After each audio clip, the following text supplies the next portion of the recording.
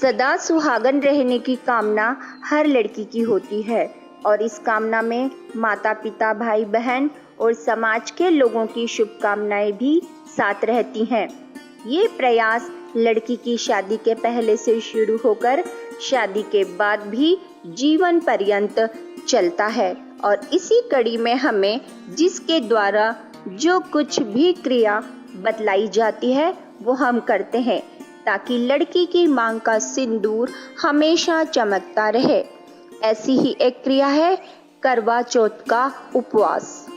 इस उपवास को इसी नजरिए से व इस कामना से मनाया जाता है कि इससे पति दीर्घायु होता है। इस दिन की मान्यता कुछ इस कदर है कि यह त्योहार की तरह मनाया जाता है।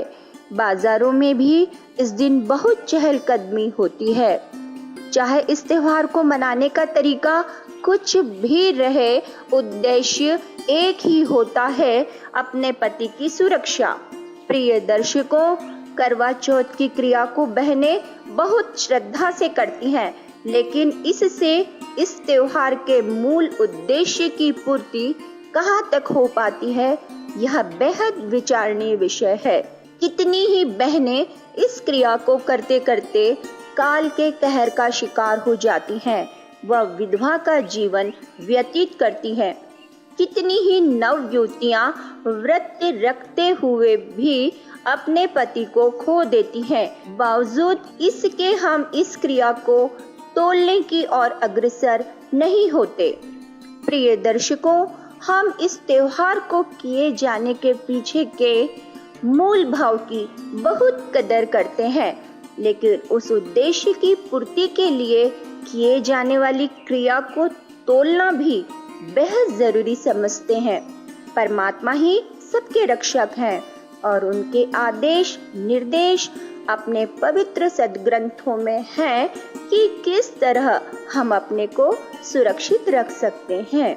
इन सद्ग्रंथों से हटकर यदि हम कोई क्रिया लोक वेद आधार से करते भी हैं तो ऐसा करना व्यर्थ है, क्योंकि पवित्र गीता जी में भी साफ आदेश है कि शास्त्र विरुद्ध मनमानी पूजा करना निष्फल है, त्याज्य है।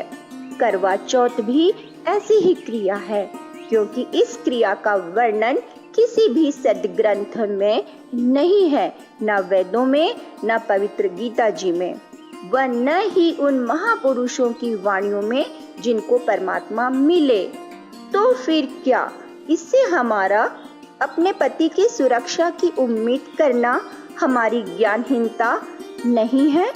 यदि हम वास्तव में अपने पति की रक्षा को महत्व देते हैं तो हमें अपने शिक्षा रूपी अस्त्र से इन क्रियाओं को सत्य ग्रंथों के प्रकाश में जांचना ही होगा व उस पूर्ण परमात्मा को पहचानना होगा जो सबके रक्षक हैं। संत रामपाल जी का यह प्रयास है कि हम अपने वास्तविक रक्षक को पहचाने व उस विधि को जाने जिससे हम सबकी रक्षा होगी व कोई बहन विधवा नहीं होगी। आइए जानते हैं करवा चौथ के संबंध में महापुरुषों की वाणी व हमारे वास्तविक रक्षक की अमर कथा संत रामपाल जी महाराज के मुख कमल से। तीर्थ व्रत करे जो प्राणी, तिनकी छूटत है नहीं खानी। ये 14 नौमी द्वादश व्रतम, जिनसे जम जौरानी डरतम। कर एकादशी संजम सोई, करवा चौथ गदेरी होई।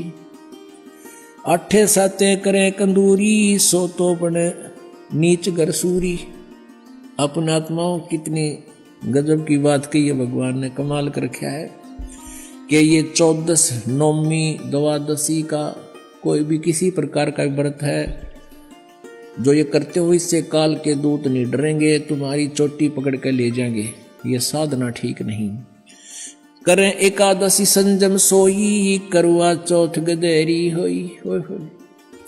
एकादशी का व्रत रखने वाले और करवा चौथ का व्रत रखने वाली बहन बेटियां कहते हैं ये अगले जन्म में गधी की योनि में जाएंगी। अब करवा चौथ क्या है बता। करवा चौथ एक बहन कहती है करवा चौथ इसलिए के पति की आयु लंबी हो। एक कह रही थी कि मैं उसी दिन करवा चौथ का व्रत रखी हुई थी और उसी दिन मेरे पति की मृत्यु होगी। इस करवा चौथ ने कति ढाल नहीं अड़ाई। और फिर सद्भक्ति ना करने से कहते हैं अगले जन्म में फिर पशु योनियों में जाऊंगी। आन धर्म जो मन बसे कोई करो नर नार, गरीबदास जिंदा कहे वो जासी यम द्वार। आन धर्म जो मन बसे, आन धर्म, धर्म मीन धार्मिक पूजाएं, एक परमेश्वर को छोड़कर जो और साधनाएं मन में बसाए बैठे हैं, चाहे कोई करो नर नार, स्त्री करो चाहे पुरुष करो। गरीबदास जी कह रहे हैं परमात्मा जिंदा रूप में धर्मदास जी को कह रहे हैं वो जागा काल के द्वार, यम द्वार, नरक में जाओगा। कहे जो करवा चौथ कहानी, तास गधेड़ी निश्चय जानी। अब करवा चौथ को जो कहानी सुनाते हैं ना, कई अनपढ़ माई रखा करती व्रत करवा चौथ का रखते हैं अभी, लेकिन हमारे भक्त नहीं रखते। और वो किसी ने बुला के न्यू कहा करती बेटी या कहानी पढ़ के सुनाइए करवा चौथ की। अब परमात्मा कहते हैं जो करवा चौथ का व्रत रखे वह भी गधी बने, और जो उसने कहानी सुनाओगी वह भी उसी कैटेगरी में होगी।